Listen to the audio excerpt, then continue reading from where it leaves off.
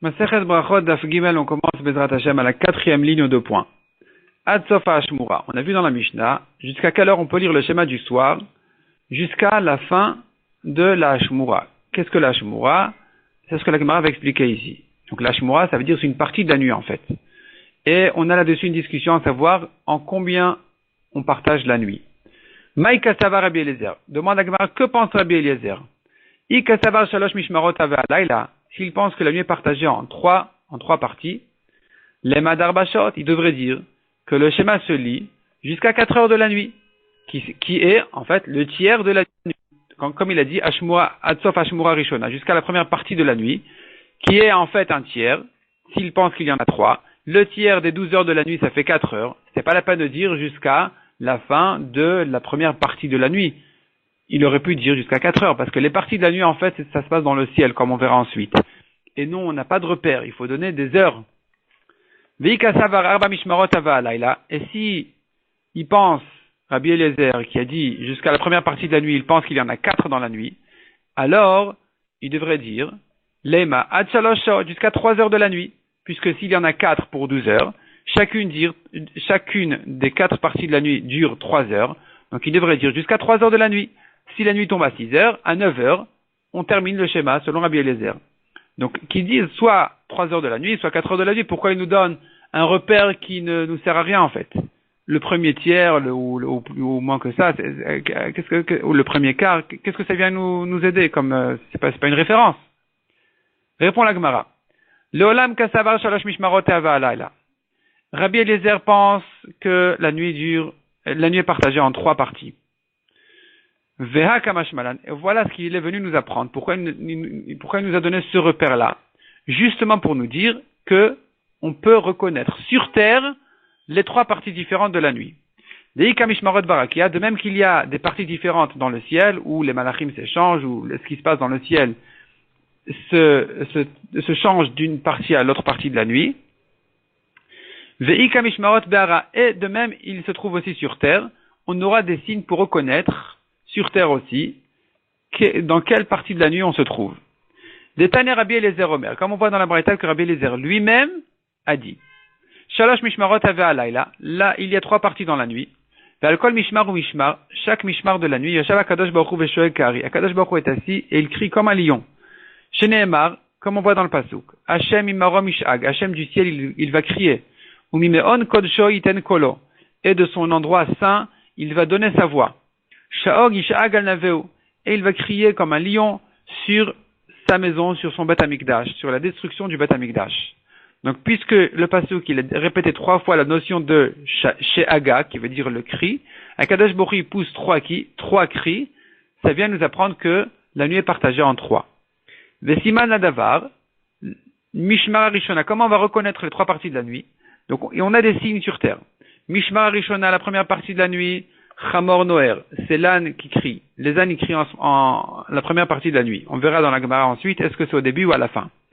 Shnia, Klavim Tsoakim. La deuxième partie, le deuxième mishmar de la nuit, les chiens aboient. Shlishit, la troisième partie, Tinok Yonek Mishdeimo. Le bébé, il tête de sa mère. Veisham Eseperet Imbala. Et la femme, il commence à se réveiller déjà, les gens. Donc les femmes, elles parlent, discutent avec son mari. Et ici, la Gemara demande immédiatement, mais ce signe-là, il vient quand? Au début des Mishmarot ou à la fin des Mishmarot? Maïka Chashiv. Qu'est-ce que Rabbi Eliezer il vient considérer ici? Qu'est-ce qu'il vient citer ici? Maïka Chashiv Rabbi Eliezer. Trilat Mishmarot Kachashiv. S'il vient nous donner les signes qu'il nous donne, viennent au début des Mishmarot. Trilat Mishmara Rishona. Le début de la première partie de la nuit. Simana Lamali. Pour quelle raison j'ai besoin d'un signe? Urtaou. C'est clair, il fait nuit. C'est là où commence la première partie de la nuit. Donc à la sortie des étoiles, je sais que commence la première partie de la nuit, j'ai pas besoin de son siman. Isof mishmarot kachashiv. Et si Rabbi Eliezer il nous donne un signe pour reconnaître la fin des mishmarot, alors je comprends pas, hein? Sauf mishmara chona lamali. Pour quelle raison il a besoin de me donner un signe pour la fin de la 3e partie de la nuit, puisque c'est en fait la fin de la nuit. Lamali siman, pour quelle raison j'ai besoin d'un siman? Yemama, il fait jour. Quand il fait jour, la nuit c'est terminé. Et là répond la Gemara. Chashiv sauf mishmara rishona. Rabbi Eliezer nous a donné un signe pour la fin de la première partie de la nuit, là où il a dit c'est les ânes, ou trilat mishmara achrona, et le début de la troisième partie de la nuit, c'est là où on a dit le bébé là, et les gens commencent à discuter. Donc les gens se réveillent. Ve'emtsaït de'emtsaïta. Les chiens qui aboient, ça vient au milieu du mishmar du milieu.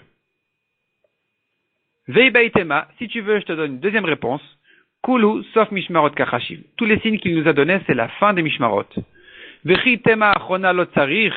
Si tu me demandes pour quelle raison il m'a donné un signe pour la fin du troisième mishmar, j'en ai pas besoin, je vois qu'il fait jour. Les ma'inafkamina, qu'est-ce qu'on vient apprendre ici? Les mikre kirat shema, c'est pour lire le schéma. Les man de gani, pour celui qui dort, bebait afel, celui qui se couche dans une maison obscure complètement. Velada zman kirat shema emat, il est dans une cave, il ne sait pas reconnaître quand est-ce qu'arrive le temps du schéma. Et donc là, il faudra lui donner un autre signe. Kevan deisha mesaperetim bala, quand il voit que la femme, elle commence à discuter avec son mari, les gens commencent à se réveiller.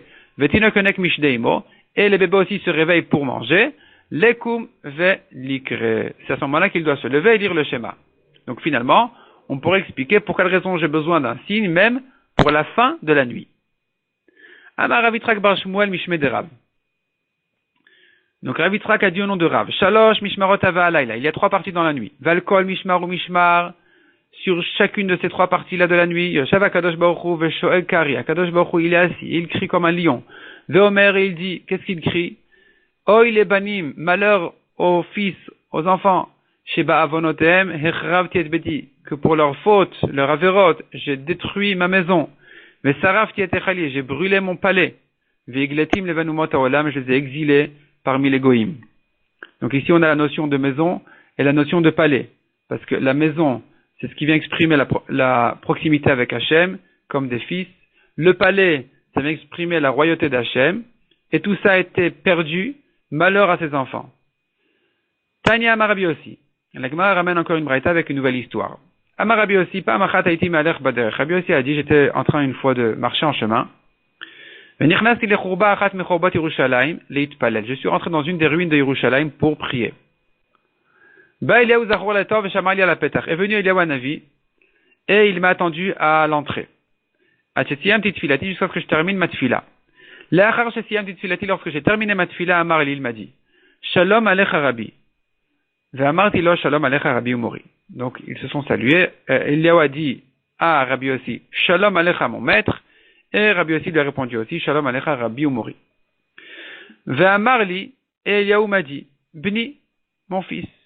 Pour quelle raison tu es rentré dans cette ruine-là? On verra ensuite que c'est pas bien. Amartilo, leitpalel, je lui ai dit pour prier. Ve'amarli, alors il m'a dit, hayalech leitpalel bader, tu aurais dû faire ta tefila en chemin. Ve'amartilo, je lui ai dit, mais en chemin, comment je vais faire la tefila en chemin? Mityare haïti, je craignais, shemayafsikubi ovre drachim, je craignais que les gens qui sont en chemin, ils risquent de m'interrompre ma tefila. Ve'amarli, alors il m'a répondu, hayalech leitpalel tefila ktsara, tu aurais dû faire une tefila raccourcie. Donc il y a une tefila raccourcie, et tu aurais dû la faire en chemin, et ne pas, tout ça pour ne pas rentrer dans cette ruine-là. Be'ota sha'a lamati mimenu shlosha dvarim. À ce moment-là, j'ai appris de Eliyahu Hanavi 3 choses. Lamati, j'ai appris premièrement, she'en nichnasin echouba, on ne rentre pas dans une chouba, dans une ruine. Mais lamati, deuxièmement, j'ai appris de lui, shemit palelin mader, on fait la tefila même en chemin. Velamati, j'ai appris de lui encore une 3e halakha, Shamit palel bader, mit palel tfila ktsara. Celui qui prie en chemin, il fait sa tfila en chemin, il doit faire une tfila raccourcie. Ve'amarli, et il m'a dit, Makol shamat abechurbazu. Quelle voix tu as entendu dans cette ruine-là?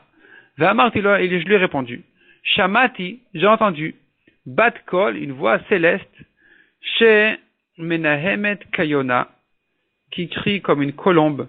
Ve'omeret, et qui dit, Oy les banim, malheur au fils, Sheba avonotem, rav tietbeti, qui pour leur faute j'ai dû détruire ma maison, Vesarav tietechali, et j'ai brûlé mon palais, Veigletim levanaumot, et je les ai exilés parmi les goïms. Ve'amarli, Eliyahu m'a dit, Chayecha vechayeroshcha, je jure sur ta vie, la vie de ta tête, Lo sha'azu bilvad omeret kar, c'est pas que à ce moment-là où tu l'as entendu qu'elle dit comme ça, cette voix, elle a bechol yom vayom shalosh pamim, mais tous les jours 3 fois, omeret kar, cette voix-là, elle crie, elle pousse ce cri-là. Velozu bilvad, et non seulement ça. Et la Bécha chez Israël nichnasin, les batek nesiot ou les batek midrashot. Mais lorsque les béné Israël, ils rentrent dans les batek nesiot pour faire la tfila dans les Bate Midrashot, dans un Bate Midrash, dans un Bate Knesset, Vonin Yeshme Agadol Mevorach, ils répondent Amen Yeshme Rabba Mevorach, qui veut dire que le grand nom d'Hachem soit béni. Akadosh Baruch Hu menane arosha, Akadosh Baruch Hu il hoche de sa tête, veomer et il dit Ashrei Amelech shemekalsin oto beveito kach. Heureux le roi qui est loué comme ça dans sa maison. Donc si j'étais au Beth Amikdash et que là-bas on m'avait loué de cette manière en disant que son nom, son grand nom soit béni, j'aurais été heureux. Malo, les Av, qu'est-ce qu'il a un père, Shiglet Banav, qui a exilé ses enfants. Ve'o il aime les banim et malheur aux fils, Shegalum al Shulchan Aviem, qui ont été exilés de la table de leur père. Tanoura Banan. Et ici la Gemara m'expliquait que le problème de la ruine. Pourquoi il ne pouvait pas rentrer dans cette khourba en question. Pour trois raisons, on ne rentre pas dans une khourba. Mipnei Chashad, à cause du soupçon, pour pas qu'il soit soupçonné qu'il y a une mauvaise femme qui l'attend là-bas. Mipnei Amapolet, deuxième raison, on craint que ça va s'effondrer sur lui. Donc c'est dangereux. Ou Mipnei Amazikin, troisième raison, on craint les Mazikin, donc les démons, les forces du mal, qui risquent de l'endommager. La Gemara demande, mais pourquoi j'ai besoin de trois raisons? Mipnei Chashad, à cause du soupçon, pourquoi est-ce que j'ai besoin de cette raison-là? J'en ai deux autres déjà. Vete Poukle, on devrait déjà sortir l'interdiction de rentrer dans cet endroit-là. Pour les deux autres raisons, Mishuma Polet, à cause du danger. Répond la Gemara, on tourne la page. Bechadete. Bechadete, ça veut dire que c'est maintenant que cette maison-là est tombée, et que finalement, ce qui a dû tomber maintenant est tombé, ce qui tient doit encore tenir, il n'y a pas de danger. C'est bon, a priori, il n'y a pas de danger à rentrer là-bas. Donc le problème, il est que le chashad, le soupçon. Vete pour qu'il demande la Gemara Mishu Mazikin. Il y a encore un autre problème, le problème des Mazikin. Répond la Gemara Bitré, ils sont deux personnes, ils ne vont pas se faire endommager par ces Mazikin en question. Demande la Gemara Ibitré, s'ils sont deux personnes, chashad Namileka. Il n'y a pas non plus de soupçon parce que deux personnes, a priori, ont le droit même de rentrer, de s'enfermer avec une femme. On ne les soupçonne pas de fauter. Répond la Gemara Bitré ou Prité. Ce sont deux personnes qui ne sont pas des gens kshérim, c'est pas des bons gens, c'est pas des bonnes personnes, et donc on les soupçonne même s'ils sont deux. C'est là on dira, ils n'ont pas le droit donc de rentrer dans cet endroit-là, cette ruine-là. Pourquoi? Malgré qu'on ne craint pas les mazikin, on ne craint pas les forces du mal, malgré non plus qu'il n'y a pas de danger, il y a quand même le problème du chashad, et à cause de ça on ne pourra pas ils n'auront pas le droit de rentrer là-bas. Deuxième question, dit la Gemara, la Gemara, elle continue à expliquer, mais Pnei Amapolet, qu'on a dit, il y avait un problème de danger, Vete Poukle, on devrait sortir déjà l'interdiction de rentrer dans cet endroit-là, non pas à cause du danger, mais il y a déjà d'autres raisons, Mishum Chashad ou Mazikin, il y a les autres raisons qui sont le soupçon, et les Mazikin, répond la Gemara, Bitre ou Ksheri, ils sont deux personnes, donc ils ne seront pas attaqués par les Mazikim, ou Ksheri, ils sont Ksherim, donc il n'y a pas de soupçon non plus, on voit deux gens corrects, qui viennent rentrer dans un endroit un peu caché, on ne va pas dire qu'ils vont fauter là-bas. Le seul problème qui reste, c'est le danger. C'est pour ça qu'on a dit, sache qu'il y a une deuxième raison de ne pas rentrer dans cette khourba, dans cette ruine, c'est le danger. Donc même s'il n'y a pas d'autre problème que celui-là, on n'aura quand même pas le droit de se mettre en danger en rentrant là-bas. Troisièmement, on a dit, troisième raison, c'était Mipnei Amazikin. Donc on n'a pas le droit de rentrer là-bas à cause du danger, non pas que ça risque de s'effondrer, qui est ma polette. Mais à cause des mazikim, il risque de se faire attaquer par les mazikim. Et là, la Gemara demande, Vete Poukle Mipnei Chashad ou Mapolet. On devrait déjà comprendre qu'ils n'ont pas le droit de rentrer là-bas pour les deux autres raisons, qui sont le soupçon et le risque que ça risque de s'effondrer. Répond la Gemara, Bechur Bachadeti. Donc déjà, il n'y a pas de danger, les murs ne vont pas tomber parce que c'est maintenant que c'est une nouvelle ruine, donc il y a pas, et ça va pas plus tomber que ça. Il n'y a pas de danger physique des murs de cette maison-là. Ou bitré ou kshéré, et il n'y a pas non plus de soupçon parce qu'ils sont deux personnes kshérim, donc on ne va pas les soupçonner de fauter. Et là, on n'aura que le problème des mazikin, ils risquent de se faire attaquer par les mazikin, mais la Gemara demande immédiatement. Ibetré, s'ils sont deux personnes, mazikin amileka, il n'y aura pas non plus de danger de se faire attaquer par les mazikin, par les forces du mal. Répond la Gemara bimkoman chayshinan. Dans leur endroit, eux, des mazikin, on craint plus. Là où ils sont fréquents, si on sait que dans cet endroit-là, ils sont fréquents, alors même deux personnes doivent faire attention de ne pas rentrer là-bas, c'est quand même dangereux. Ils risquent quand même de se faire attaquer, de se faire endommager. Veibaitema, si tu veux, je te dis deuxième réponse. L'olam bechad, il s'agit d'une personne, ou bechurba chadeti, il n'y a pas de danger de ruine parce que c'est maintenant que ça vient de tomber, donc ça va pas plus tomber que ça, on craint pas ce problème. Et donc, le problème ici, pourquoi c'est le problème? Le problème n'est que mazikin parce qu'il est une personne. Donc on reprend, il s'agit d'une seule personne. Il risque de se faire attaquer par les mazikin, il ne risque pas de se faire endommager par les ruines parce que ça va pas plus tomber que ça. Qu'est-ce que tu vas me dire? Mais il devrait être interdit pour une autre raison qui est le soupçon. Réponse des Kaïb et d'Abra. Cette ruine-là se trouve dans le champ. De Atam, Mishum Chashad Leka, là-bas il n'y a pas de soupçon, on ne va pas le soupçonner. De Aisha Bedabra Loshricha, car les femmes ne sont pas fréquentes là-bas dans les champs. Et donc il ne nous reste plus que Mishum Mazikin Ika. Il ne nous reste plus que le problème, la crainte des Mazikin, qu'ils risquent de se faire attaquer par les Mazikin. Donc finalement, on aura toujours un problème, ou quasiment toujours un problème, sauf si vraiment, il s'agit d'un cas où il n'y aura aucun problème, il n'y aura plus aucun problème, comme dans le cas où, par exemple, ils sont deux personnes, ksherim, donc ils vont pas se faire attaquer par les mazikim, il n'y a pas de chashad non plus, et que aussi, la khourba en question, elle est nouvelle, c'est pas un vieux truc, donc finalement, il n'y aura pas de danger non plus de ruine. Dans ce cas-là, ils pourront rentrer là-bas. Tanoura Banan. Et là, la Gemara, elle ramène la marloquette qu'on a vue en haut. Combien de mishmarot est dans la nuit? 3 ou 4? Donc, la Gemara, elle ramène là-dessus une braïta. Arba mishmarot avait alayla livré Rabbi. Il y a 4 mishmarot dans la nuit, on partage la nuit en 4 selon Rabbi. Rabbi Nathan Omer Shalosh, Rabbi Nathan dit il y en a 3. Et là, la Gemara, elle va ramener les preuves de chacun d'entre eux, de Rabbi Nathan, des psukim. Chacun amène la preuve de ce qu'il pense dans les psukim. Maïtama de Rabbi Nathan. Quelle est la raison de Rabbi Nathan qui dit que la nuit est partagée en 3 mishmarot? Dirtiv, comme il est écrit, Vayavo Gidon umea'ish asherito. Gidon, qui faisait la guerre, il est venu avec les 100 personnes qui étaient avec lui. Biktea Machane, au coin du camp. Rosh ha'ashmoret hatichona. Au début du mishmar central, du milieu. Tana. Et donc on a une brata qui dit, En tichona, je n'appelle milieu, le mishmar, la shmoret du milieu, je ne l'appelle milieu, et la sheshlefanea, ou la acharea, que s'il y en a une avant, une après, donc ça fait 3. Donc de là, Rabbi Nathan a appris que la nuit est partagée en 3.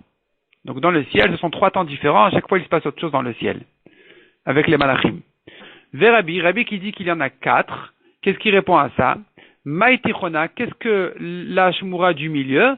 Achat minatichona shabatichonot, une de celle du milieu. Une des deux du milieu. Rabbi Nathan, que répond à ça Rabbi Nathan? Rabbi Nathan, comment il va repousser Rabbi? Miktiv tichona shabatichonot, est-ce que c'est écrit celle du milieu parmi celles qui sont au milieu? Tichona active celle du milieu, ça veut dire qu'il y en a une avant, une après, une au milieu, ça fait 3 mishmarot pour la nuit et pas plus. Donc d'ici, Rabbi Nathan a prouvé que la nuit est partagée en 3. Maïtama de Rabbi. Quelle est la raison de Rabbi qui dit que la nuit est partagée en 4? Amar Rabbi Zrika, Amar Rabbi Ami, Amar Rabbi Yoshua ben Levi. Donc Rabbi Zrika a dit au nom de Rabbi Ami, au nom de Rabbi Yoshua ben Levi. Nous avons 2 psukim à propos de David Amelech. Un pasuk qui dit, quand est-ce que David Amelech se levait la nuit? Katuv Echadomer, un pasuk dit, Chatzot Laila Akum, au milieu de la nuit. À minuit, je me lève, Leodot Lach, pour te remercier, Al Mishpetet Idkera, sur tes lois justes. Donc David Amelech se levait à Chatzot Laila au milieu de la nuit. Vekatuv Echadomer, un autre pasuk dit, Kidmu Enay Ashmurot, mes yeux ont précédé les Ashmurot. Donc c'est-à-dire que mes yeux se sont ouverts, je me suis réveillé, j'ai l'habitude de me réveiller avant 2 mishmarot. Comment on peut dire que à Chatzot Laila, qui est le moment où il se levait, c'était avant 2 mishmarot, on est obligé de dire qu'il y en avait 4 dans la nuit, 2 avant Chatzot et 2 après Chatzot. Haketza, donc comment ça? Arba mishmarot avait à Laila, ça fait 4 mishmarot pour la nuit. Et lui, en se levant à Chatzot, il précédait les 2 dernières mishmarot de la nuit. Vers Rabbi Nathan, qu'est-ce que répond à ça Rabbi Nathan qui pense qu'il n'y avait que 3 mishmarot dans la nuit, alors que le pasuk dit clairement, Kidmuena Ashmurot. Donc mes yeux ont précédé les Ashmurot au pluriel, donc on ne peut pas dire qu'il se levait à minuit, alors qu'il reste que un mishmar et demi d'après Rabbi Nathan. Comment on comprend ce pasuk? Répond la Gemara, ça va là que Rabbi Yoshua. Il pense comme Rabbi Yoshua. Rabbi Nathan pense comme Rabbi Yoshua d'Etnan, Comme on a une Mishnah qui dit plus loin, Rabbi Yoshua Omer Ad Shalosh Shaot. On peut lire le schéma jusqu'à 3 heures du jour, le schéma du matin, jusqu'à 3 heures du jour. Sheken, parce que quand la Torah elle dit Uvkumecha quand tu te lèves, ça fait allusion au moment où on se lève qui dure jusqu'à 3 heures du jour. Sheken Derech Melachim La'amod Beshalosh Shaot. L'habitude des rois c'est de se lever si tard, à 3 heures. Donc si le jour il commence à 6 heures du matin, les rois se lèvent Beshalosh Shaot la 3e heure, ça veut dire à partir de 8 heures, qui est la 3e heure du jour. Et donc, qu'est-ce qu'on a gagné en disant ça? David Amelech, il était un roi. Il disait comme ça. Si j'étais pas aussi sadique que ça, je me serais levé quand? À 8 heures du matin. Je me serais levé donc après 2 heures du jour, dans la 3e heure. Donc, finalement, on en a 6 dans la nuit depuis Chatzot. Moi, je me lève Chatzot. À minuit, je me lève. Il me reste encore 6 heures sur les 12 de la nuit. Shit de l'Elia. 6 de la nuit. Vetarte d'imama, il y a encore 2 heures du jour, ça fait en tout 8 heures. Et donc, havuleu shte mishmarot. 8 heures, c'est exactement 2 mishmarot, selon Rabbi Nathan qui dit que chaque mishmar dure 4 heures, un tiers de la nuit. Il ne faut pas compter donc, quand David Amelech disait je me réveille avant 2 mishmarot, c'est pas 2 mishmarot qui se terminent à la fin de la nuit, mais qui se terminent à l'heure où les rois ont l'habitude de se lever, qui sont 2 heures déjà dans le jour, ça fait en tout 8 heures. Les rois habituellement se lèvent 8 heures après moi, je me lève 8 heures avant les rois en me levant à Chatzot là au milieu de la nuit. Et donc ces 8 heures-là, c'est en fait comme 2 mishmarot de la nuit, qui durent chacune 4 heures, qui est le tiers de la nuit. Rav Ashi Amar, deuxième réponse, dit la Gemara. Quand David Amelech dit je me lève à minuit, alors qu'il ne reste qu'un mishmar et demi, c'est pas grave. Mishmara ou palga nami, un mishmar et demi aussi, mishmarot karoleo. On peut les appeler des mishmarot au pluriel. Donc effectivement, on peut maintenir ce qu'on a dit qu'il n'y a que 3 mishmarot dans la nuit. Malgré tout, David Amelech dit je me lève à Chatzot Laïla à minuit. Et ça, c'est 2 mishmarot. Donc je me lève, mes yeux précèdent les 2 mishmarot de la fin de la nuit, qui sont en fait un mishmar et demi. Parce que Chatzot, à partir de Chatzot, il ne reste plus qu'un mishmar et demi, selon Rabbi Nathan qui partage la nuit en 3.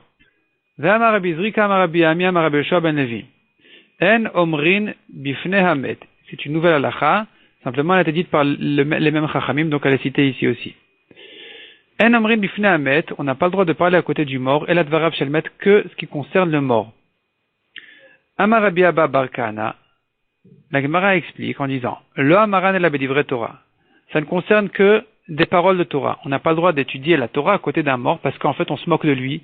Ça s'appelle l'Oeg l'Arash. On se moque du pauvre qui n'a pas le droit. Le pauvre, il peut plus étudier la Torah. Et nous on se permet d'étudier la Torah en ne tenant pas compte de ce pauvre-là qui ne peut plus étudier la Torah.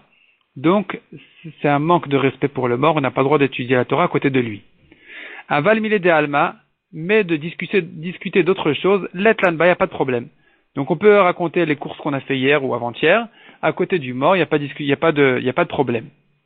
Veika de Amre, deuxième version de la Gemara, il y en a qui disent Amar Rabbi Abba bar Kahana, le Hamaran est la fille de Divrei Torah. On interdit même les paroles de Torah sont interdites à côté du mort. Vechol sheken milé de alma. Et Kal vachomer, les milé de alma, donc les discussions qui ne concernent pas la Torah, Kal vachomer, que ça manque de respect pour le mort, que de discuter de n'importe quoi à côté d'un mort qui, le pauvre, il a quitté complètement ce monde. Donc, finalement, on a ici une marloquette entre les deux versions de la Gemara, à savoir, est-ce qu'il est permis de discuter à côté du mort d'autre chose que de la Torah. La Torah, c'est sûr que c'est interdit. D'autres choses, marloquette. La halakha dans le Shulchan Aruch, elle est que on a le droit. Donc, le Shulchan Aruch, il tient pour la halakha comme la première version de la Gemara, qu'on n'a pas le droit d'étudier la Torah à côté du mort, parce qu'on a un problème de manque de respect pour le mort qui le pauvre ne peut plus le faire, mais on aura le droit, à côté du mort, de parler de toute autre chose que ça. Est-ce que la Gemara dit que ce qui concerne le mort, on a eu le droit? Ça se rapporte sur les Divrei Torah. C'est-à-dire que si on fait un espède, on vient pleurer le mort, et pour le kavod du mort, on commence son espède par des explications de moussar, de psukim, pour introduire le espède, les louanges du mort, combien il était tzaddik, combien il était chassid. Là, ça sera permis. Comme on a dit que ce qui concerne le mort, c'est permis.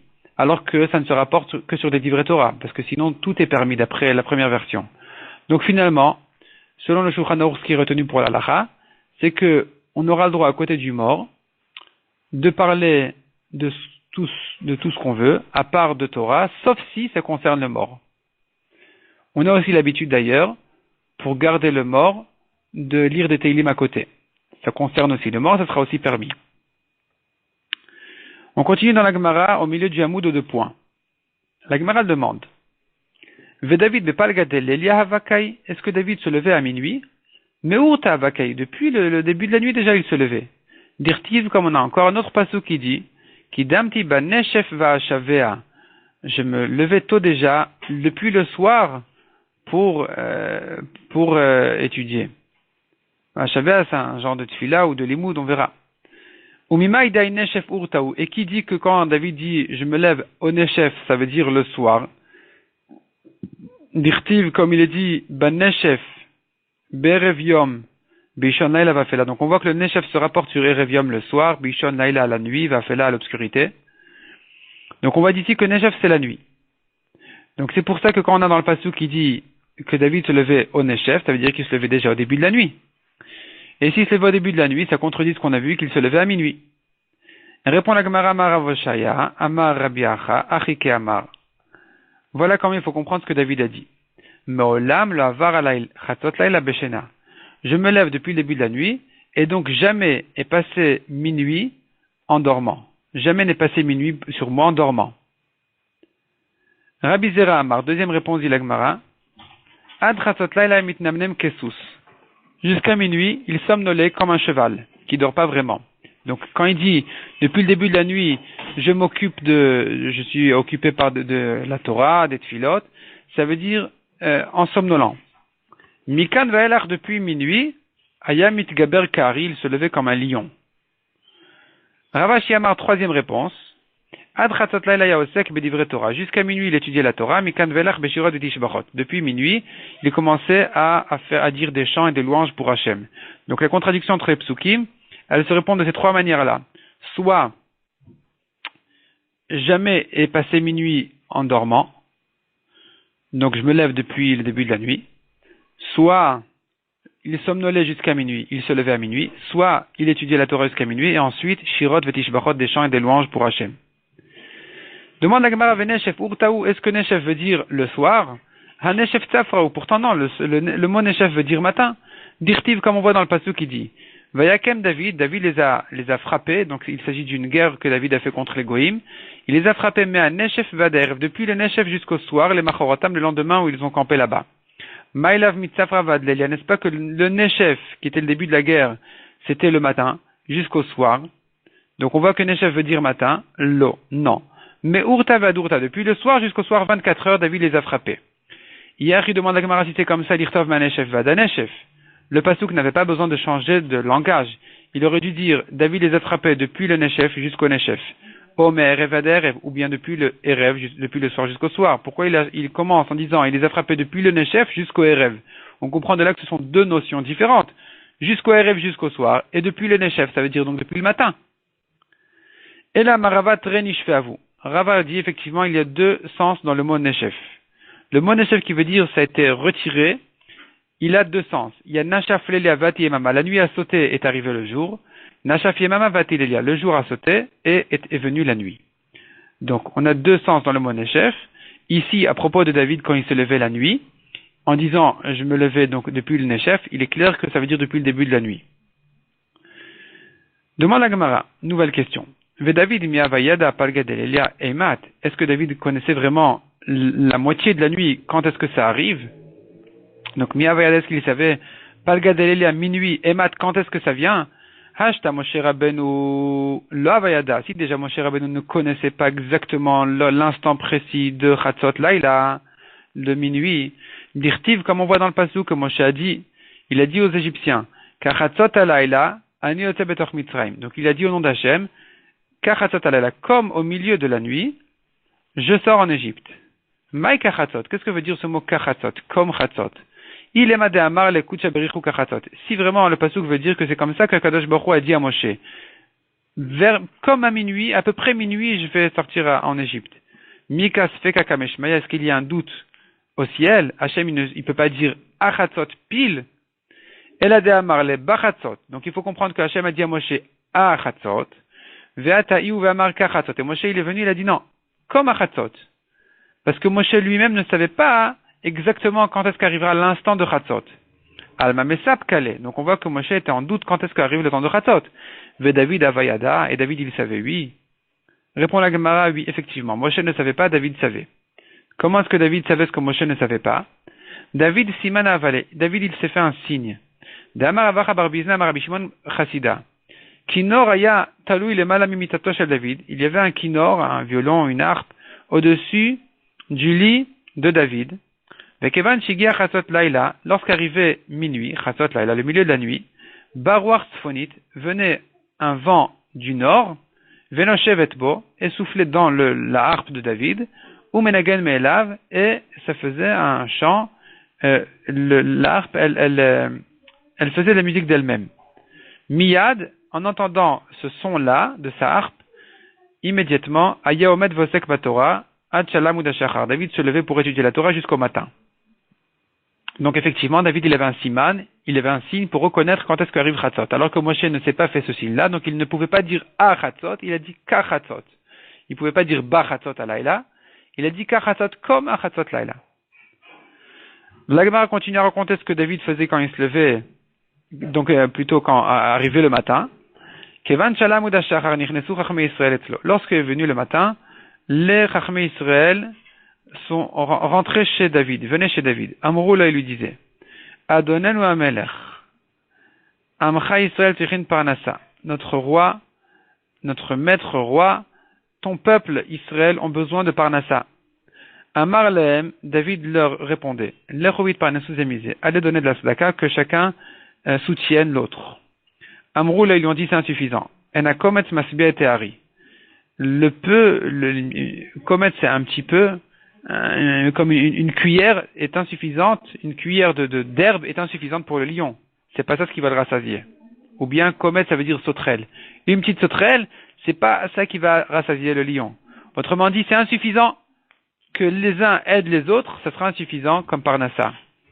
Venabor, mitmale mechuliato. Le puits ne se remplit pas de mechuliato. Qu'est-ce que c'est chuliato? C'est quelqu'un qui sort un morceau de terre du puits, et il se dit, ah bon, mais ça fait un trou là. Il remet la terre dans l'endroit où il a prise, eh bien, le puits ne sera pas bouché. Il va rester toujours le grand trou du puits. Donc finalement, dire, donnez-vous de la part, aidez-vous entre vous, ça sera insuffisant. C'est comme remettre la terre qui était retirée du puits pour la remettre dans le puits, alors que finalement elle était retirée dans le puits alors qu'il était déjà un grand puits. Donc ce sera complètement insuffisant. Totalement insuffisant. Amar Lehem leur a répondu David. Lechou pishte dechem begdoud. Allez faire la guerre. Allez faire la guerre et prenez des goïms. Miad, tout de suite, immédiatement, Yoatim Achitophel. On prenait le conseil d'Achitophel, c'est lui qui donnait les conseils comment faire les guerres, est-ce que, où et comment. Venim lachin besanedrin, on demandait permission au Beddin.